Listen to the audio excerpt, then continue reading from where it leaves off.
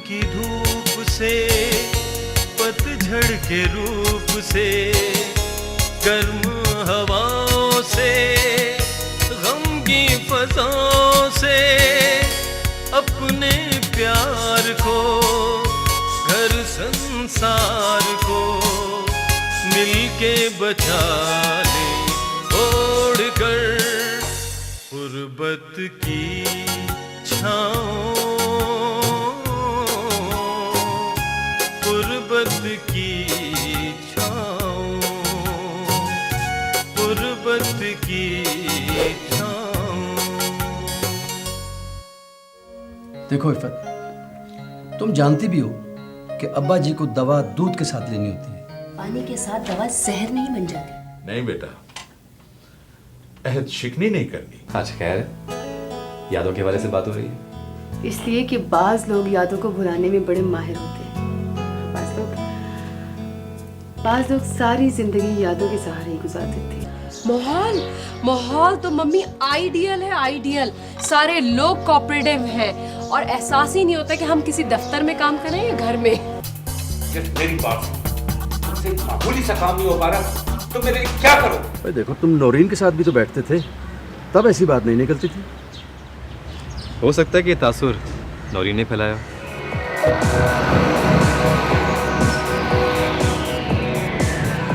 मेरे ख्याल से अब थक चुकी है, दिखाइए।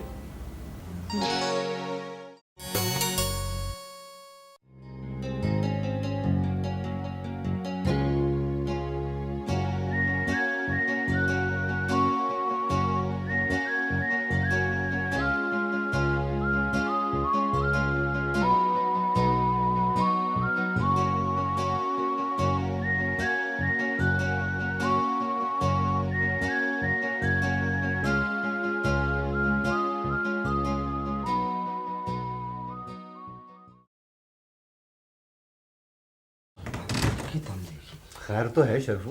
खैर क्या होगी दादा, ये जो हमसाई है ना, ये तो मुझे जहर लगती है, जहर। क्यों भाई? आज फिर बाजी इफ़त के पास बैठी, शौहर को काबू में रखने की गुर बता रही थी। हाँ भाई, गुर की बात तो ये है शरफू मियाँ कि ऐसे लोगों की बातों पर ध्यान ही ना दिया जाए। अगर आप उनकी बातें गौर से सुनेंगे तो वो खामखा बेतकल्लुफ हो जाएंगे। बेतकल्लुफ हो चुके हैं दादा। बाजी तो उसकी बड़ी खातिर मदारात करती हैं। अगर एक बार असली खातिर कर देती ना तो तुम्हें यह बात करने की जरूरत ना होती। और हाँ शरफू मियाँ, बाजी बेचारी भी क्या करे, सारा दिन घर के काम काज में लगी रहती हैं और शाम को कुछ देर के लिए गपशप कर लेती हैं। गपशप नहीं दादा, वो तो चुगलियां करती है, चुगलियां। हाँ अरे नहीं शरफू मियाँ, ये औरतों की गपशप होती है। लेकिन दादा, ये जो हमसाई है ना, ये गपशप नहीं करती, ये तो पूरी एक्टर है, एक्टर।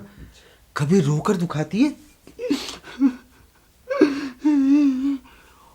और कभी अपने शौहर की और कभी दूसरे अफराद की नकल उतार कर दिखाती है। मैं सही बता रहा हूँ दादा। भाई तो तुम ना देखा करो। मैं कहाँ देखता हूँ दादा, वो तो बाजी बुला लेती हैं, कभी समोसे लाने, कभी बोतल लाने। हाँ भाई तो तुम ला दिया करो। ला तो मैं देता हूँ, पर मुझे दुख बहुत होता है। उसके लिए तो हर चीज हाजिर हो जाती है। और बाजी आपको वो दूध। अरे दूध का तो मैंने खुद ही मना कर दिया था, और तुम इस बात को छोड़ो। कैसे छोड़ दूं दादा, मैं जानता हूं ना, घर में जब भी कोई अच्छी चीज पकती है बाजी आपसे छुपाती फिरती हैं। दादा कल जो रोस्ट बनाया था, मुझे लगता है तुम पर भी हमसाई का असर हो गया है। देखो मैंने खुद मना कर दिया था, मुझे ब्लड प्रेशर है ना। मैं जानता हूं दादा सारे प्रेशर। और हाँ, सेब भी तो आपको नहीं दिए थे ना। अच्छा बस करो। होशियार की हिकमत यही है कि अपनी राह जाने, अहमकों की हिमाकत धोखा है।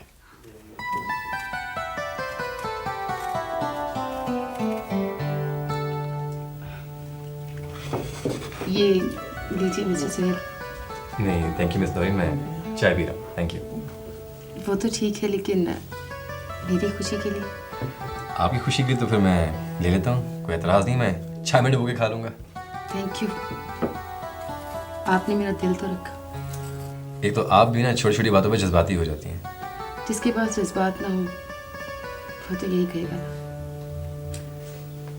देखिए, मैं हर बात सही और सच्ची करता हूँ।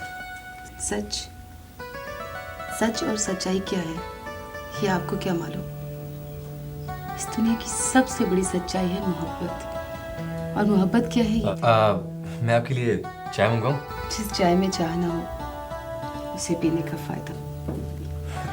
मिस्टर सुहेल, मैंने पहले भी कई बार आपको कहना चाहा, लेकिन हर किसी के पास बहुत कुछ कहने और सुनने के लिए होता है। मैंने कई बार आपको समझाना चाहा, लेकिन समझाया नहीं, टाला है। आज तक किसी बात को समझने की कोशिश ही नहीं की आपने। देखिए miss Naureen, try to understand me, okay? Yes I do. लेकिन मैं तो ये समझ रही थी कि आप किसी और। मिस्टर सुहेल, हाँ, आया। Excuse me.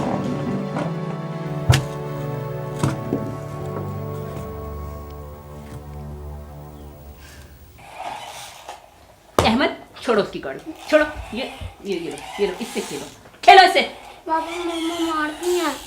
ओहो, ठीक है, बच्चा गलती करे तो उसे बताना चाहिए, लेकिन मार के इस तरह समझाना तो दुरुस्त नहीं है ना। मेरा कौन सा काम आपको दुरुस्त लगा है? कभी हर काम में ही नुक्स निकालते हैं। ओहो, अब बात को ले जाओगे किसी और तरफ। किसी और तरफ का क्या मतलब? जो बात गलत हो उसे सब गलत कहते हैं। हमारी हमसाई तो पहले ही कहती है। फिरोज अपने बच्चों की तरफदारी बहुत करते हैं। ये हमसाई बीच में कहाँ से आ गई? वो रोज सुनती है जो कुछ हमारे यहाँ होता है। उसे सुनने की क्या जरूरत है? तुम खुद उसे बताती हो सब बातें, मुझे मालूम है। आपको मालूम हो या ना हो, बच्चे आप बिगाड़ रहे हैं। मैं इन्हें समझाने के लिए मारती हूँ और आप हमेशा बीच में आ जाते हैं। भाई किसे मारने की बात हो रही है? वो अब्बा जी बच्चों के मुतालिक बात कर रहे थे। ये हर रोज बाहर दूसरे बच्चों को मारते हैं अब्बा जी। ये बात नहीं है दादा अबू, हमें अम्मी मारती है, पापा ने समझा रहे थे। वाह, अब्बू ही अच्छे समझाते हैं, इन्हें ही तो सारी समझे है ना।